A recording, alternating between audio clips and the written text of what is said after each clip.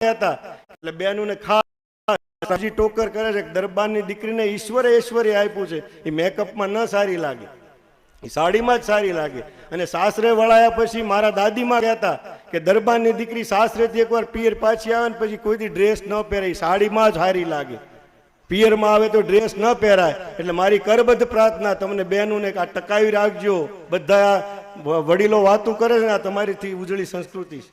અને મારા ગુરુદેવ પૂજ્યપાદ સ્વામી સચ્ચિદાનંદજી પણ આ ચિંતા કરે છે કે ભાઈ રાજપૂતથી આ રોયલ બ્લડથી આ સમાજ ઉજળો છે, આ રાષ્ટ્રનું ભવિષ્ય છો તમે, રાષ્ટ્રથી તમારા આ રોયલ બ્લડ સમાજને જેથી તે બચાવશે. આજે સ્વામીજી ચિંતા કરે કે ભાઈ તમને ટિકિટ નથી આપતા ત્યારે તમે આંદોલન કરો છો, રોડે ચડો છો. તમે સાચું નહીં માનો, રાજસ્થાનના પુસ્તકમાં સ્વામીજી એવું લખ્યું છે કે દરબારના દીકરીની પગની પાની જોવી દુર્લભ છે, તારી કોઈને હાથની આંગળી અડાડવા દે એટલે અહીં જોહર થયા જાય, પગે લાગો પગે.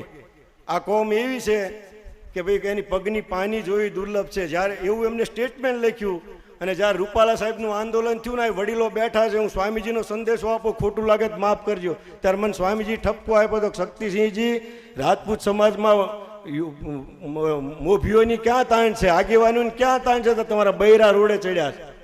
બૈરાને રોડે દરબારોના ન ચડાય, આંદોલન કરવા દરબારની સ્ત્રી ઘરમાં શોભે. એટલે સ્વામીજી મને કે શક્તિસિંહજી તમારા આગેવાના ના પાડો, આગેવાનોને તાણ છે, તો દરબારોના બૈરા રોડ ઉપર હાય રૂપાલા કરતા નીકળ્યા, તમને શોભા નથી દેતી. આ મને એમને ટોક્યો હતો, પણ આપણો સમાજ ક્યાં સાંભળે. રામલીલાનું આંદોલન થયું ત્યારે સ્વામીજી કીધું હતું શક્તિસિંહજી સમાજને ના પાડો, આ સુધરેલો ભવાયો છે.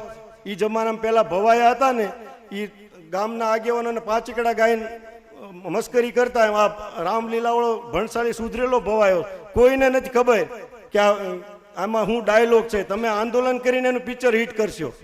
તમારા સમાજને ના પાડો કે રોડે ન ચડાય, તમે ડાયા છો, રોયલ બ્લડ છો. ડાયો માણસ નિવેદન કરે સ્ટેજ ઉપરથી ત્યારે એનું રિએક્શન અપાય. આ તો ભવાયો છે, ભવાયાને શું કામ રિએક્શન આપો. એટલે સમાજને ખાસ ટકોર બહેનોને બધાને કે આવા વિદ્વાન પુરુષો મહાપુરુષોને ચિંતા છે તમારી રોયલ બ્લડની, એટલે ચિંતા કરે છે. મર્યાદામાં રહેજો, મર્યાદામાં રહીને બધા કાર્યો કરજો અને મર્યાદાથી જીવજો, તો જ તમારી આન બાન શાન ટકવાની. નકર તમને કોઈ શીખણી નથી લેવાનું, તમને ક્યાંય ભાડે મકાન નથી દેવાનું. એટલે મારી ખાસ ટકોર છે કે મર્યાદામાં રહીને જીવજો, તો હજી જગત તમને વંદન કરવા તૈયાર છે, તમને ફૂલના હાર પહેરાવશે ને તમને ભગવાન માનવા તૈયાર. પણ તમે મર્યાદા ચૂક્યા એટલે તમારું લેવલ પૂરું 0-0.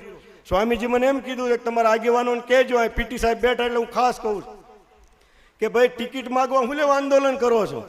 સમયનું પરિવર્તન આવે, પહેલા તમારા રજવાડા હતા, હવે પરિવર્તન આવ્યું, પાછી તમારી જરૂર પડશે.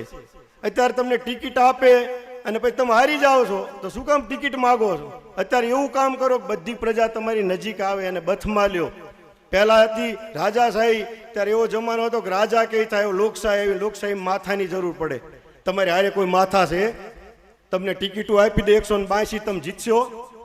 માથા જ નથી. તો પહેલા તમે ઈ કામ કરો, બેઠા બેઠા નજીકમાં લાવો, બધી કોમ તમારથી આગળ વહી ગઈ. સુરતમાં બોર્ડ લાગ્યા છે કે દરબારોને ભરવાડને મકાન ભાડે ન દેવું. ભાવનગરમાં બોર્ડ માર્યા છે કે દરબારને મકાન ભાડે ન દેવું, તમને મત દે? તો પહેલા ઈ કામ કરો કે પ્રજાને નજીક લાવો અને પછી સંગઠન મજબૂત કરીને પછી ટિકિટ માગો. આ તો ટિકિટ માગશો, તમે હારશો તો તમારી વધારે નાલેશી થશે.